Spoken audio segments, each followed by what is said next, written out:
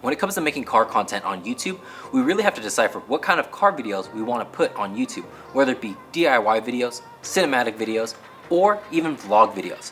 Because although they're all going to use the same type of equipment, the order in which that you should get them and set as priorities are going to differ. Take, for example, lighting. Lighting is going to be the most important for those of you who are going to be DIYers. The reason why is because you're going to be working in deep crevices way underneath the car or deep in the engine bay in which there's not going to be a lot of lighting there. So in order to film what you're trying to show, you're going to need these small LED panels. And the reason why is because they can actually fit in these tight areas, but their ratio of size to power output is actually really good here. And this is something where you're not going to want just one, you're going to want several of these. So whereas some YouTubers might say you need a C-stand, a light, as well as a huge softbox in order to have soft lighting, that's not really your priority here, because even though you could have all that, what if it doesn't exactly get in the right angle to get in a specific crevice that you need in order to show your audience the project that you're working on? Well, that's exactly where these lights shine. And the reason why you would want several of these is because you might be trying to attack it from different angles. Also, you might need different light sources placed strategically in order to properly light the area, in order to ensure that it's not blown out and to make sure that it's properly lighted. Just make sure that when you get these lights, they have a high CRI number, something like 95 and above is good. That way it's easy to color match the different lights and it looks like it's coming from one good light source rather than several coming at all different angles. If you get a bunch of these cheap lights that are like $20 or $30, you're gonna have some that are green, magenta, white, and it's gonna be super hard to match the colors and it's gonna be really distracting for your viewers. In addition to investing into those lights, you're gonna wanna invest in these small mini tabletop tripods, because in order to get underneath the car and properly angle your light, you're gonna want something very short like this. Now I actually have two of these. This one is a standalone, but I also have another one that is hooked up to a monopod. And that is super useful, especially if I need it on a tripod head, if I'm trying to do a special effect or something like that. And being on your back and trying to reach like over your shoulder, it's really cumbersome. So having something that can sit on a tripod and counterbalance itself and move is super useful. Now let's say you don't want to be that DIYer. You want to be somebody who vlogs. Well, in that case, I would recommend that the microphone is probably the most important to you. You're going to be really focused on delivering a message to your audience. Therefore, having them hear you is going to be the most important. So if we're going to talk about sound, maybe I should move into an area where I can actually control the sound better, like this.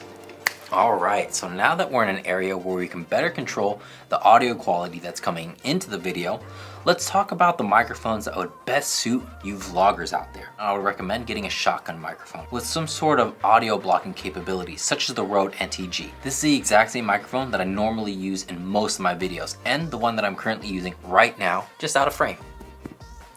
This is an excellent microphone because it has the auto on and off feature that will connect to your camera when it's on and turn off while the camera's off. Not only that, is that you can hook it up to your computer. So say for instance, there was a part that got clipped out, or maybe your camera wasn't recording at the time that you wanted to shoot a specific clip, or maybe the audio cable wasn't fully plugged in. Whatever the reason might be, you can go ahead and hook up the microphone to your computer and re-record that specific audio and place it in your video. And the reason why I would suggest this microphone for vloggers is because you guys are mostly moving around a lot and looking at the camera. So long as the microphone is pointed at you, it's gonna pick up your voice and block out the surrounding sound. But if you plan to vlog while you're inside the car, it's surrounded by all that road noise. This is where I would suggest getting a lavalier microphone. That's right up against your chest. Your body is already blocking some of the sound that's coming in through the cabin. And then your mouth is gonna be a little bit closer to the lavalier microphone, and this is exactly why I went with the Rode Wireless 2. It's going to be able to get my mouth a little bit closer to the microphone. I'm going to be able to block off some of that sound and deliver a better message. And in my personal opinion, anytime that you're working with a lav or in-car vlog, you're going to have to do some post-production work. So might as well work with a microphone that's easier in post. But if I were to suggest just one, it really depends on what type of person you are. If you don't mind the extra setup initially and don't mind the post-production work, then I would suggest going with the Rode Wireless 2, because you actually have two receivers, so you can have one set up like a little mini shotgun microphone on top of the camera and you can have your lavalier hooked up to you. But if you're somebody who just wants to like set it, forget it, and not worry too much in post, then a shotgun microphone is going to be best. If you were to buy both and skimp out on one, I would suggest getting the higher quality shotgun microphone and just getting a $40 lavalier microphone. However, having good audio quality isn't just for the vloggers out there. Even those of you who want to do cinematic videos or DIY videos, especially if there's anything involving the engine while it's running or the exhaust, you're going to want to pay attention to your audio levels, making sure that nothing gets clipped out. And to round us off, for the last type of automotive content you could create for YouTube is cinematic videos. This is going to be perfect for those of you with a creative bone in your body, but don't necessarily want to be in front of the camera. Here, the accessories of your camera are going to matter the most to you.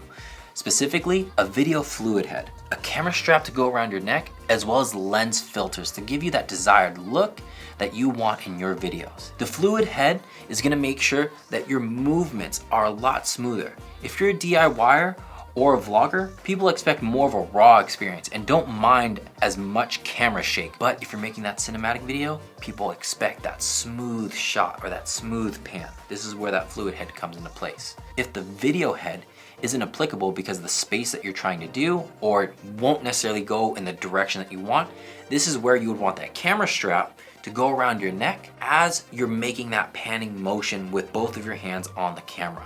And this is exactly what I do in all of my videos, even before I got the Sony a7S III. These shots can be achieved with just a camera strap and 2 steady hands. And the last accessory is those lens filters. This is what's going to be able to allow you to make sure that your subject's properly lighted while you have that nice blurry background, especially in the daytime when you're outside. Or if you want to have a nice little glow to your lights, just as we have over here, this is what we have when we have a diffusion filter on our lens. This is going to ensure that once you get down the type of look that you want, people will know and expect a certain look from your videos based off of how it glows, how the lighting is set. They're gonna know it's your video. And this is why having those lens filters are gonna be so important to your creative process. All right, now we're gonna get into the rapid fire section. This is where it doesn't matter if you're gonna do the DIYs, the cinematic videos, or the vlogs. And the next few pieces of equipment that we're gonna talk about is gonna be applicable to everybody. First one is gonna be a tripod or monopod. If you're working from home in the garage doing the DIY, having a cheaper tripod is okay because all of the cheaper ones are a little bit heavier and a little bit more cumbersome. If you're doing DIYs at home, you can pretty much just leave your tripod and use it whenever you need it. But if you're gonna be on the go, I would suggest getting a smaller tripod, and that's why I went with the Peak Design one. It can cover me for the low shots, the mid shots, and the semi-high shots. Everything else that needs to go super high, or even those shots that are inside the car, I have a monopod for that. So if you have to spend a little bit of extra money and get that extra bit of portability, I would suggest do it here with your tripod or monopod. The other thing that I would suggest is having extra batteries for your camera. Your camera batteries are gonna die on you at the most inopportune times. So this is one of the things where more is always better. And while we're at it, you might as well keep a charger for your batteries as well as a power bank in your kit at all times. And while we're talking about things that happen at the most inopportune times, are memory cards filling up or getting corrupted. Have a backup just in case all the time. That way, if the memory card fills up, if it gets corrupted, take it out. That way you don't have to reformat it and lose all of your footage and pop in that fresh one. You'll also want to get external drives as well. They're often cheaper than internal storage for your computer, and if you get an SSD fast enough, you can edit off of it, which is what I do. One thing that I would say that gets overlooked is a notebook. Being able to write down all the scenes that you want to shoot, the B-roll that you want, as well as the priority to set them in, especially if you're doing a DIY or product shoot, in order to prioritize them based off of the lighting that you have, especially if you don't have a ton of light and you're working just with daylight. A notebook is going to be perfect. That way you know to get these shots done first, and when you're done with the project, you know because you just checked it off the list. The last thing is a dedicated camera bag to ensure that your camera gear is well padded and safe when you're moving around. That's your go bag. You grab it, you have everything that you need to film. Now let's address the elephant in the room. You probably noticed that we haven't even talked about cameras yet. I often feel that people get lost in buying a high quality camera and lenses right off the bat because they think that that will solve most of their problems, when in fact it's really the skill set that you need to develop while you're making the video and in post-production work that make your video qualities really good. If you don't believe me, just look at my highest viewed videos. These are all the videos that I shot on my Canon 80D, a camera which is lower quality than the a7S III, a camera in which I had no idea how to color match, how to color grade. I didn't do any of that. It wasn't until I met my buddy Ron Kwok, whose YouTube channel you can check out right over here for all of your EDC needs. He's the one who taught me about how to upscale my Canon 80D footage to 4K. And that's when everything started to really make sense. He was able to share with me certain resources to make my videos and make my video quality a whole lot better. Go ahead, check out his videos, compare it to my most popular videos. He used to shoot on a Canon SL2, no 4K. A camera whose video quality should theoretically be less than a Canon 80D. And in my personal opinion, his video quality was so much better than mine because he was willing to put in the work when he made the video and in post-production. If you have those two things nailed down, I'm confident in your ability to make great automotive videos. But while we're on the subject of cameras, let's go ahead and talk about the cameras that I would suggest for those of you who are just starting out. There's nobody better than Sony when it comes to operating in low light. And considering that we're making car vlogs, low light is going to be an obstacle that we're going to have to overcome. This is why I would say the A6600 or A7C, depending on what your budget would allow. The A7S III is a camera that I think that you should upgrade to once you've decided that this is something that you want to do. If you decide to upgrade to the A7S III later on, you're already familiar with the Sony ecosystem, and you probably have the lenses that you'll need in order to not spend extra money when you're making that upgrade. And while we're on the topic of lenses, the two lenses that I mostly find myself using right now is the 20mm 1.8 from Sony. Even if I'm vlogging, 20mm is wide enough to get the shot that I want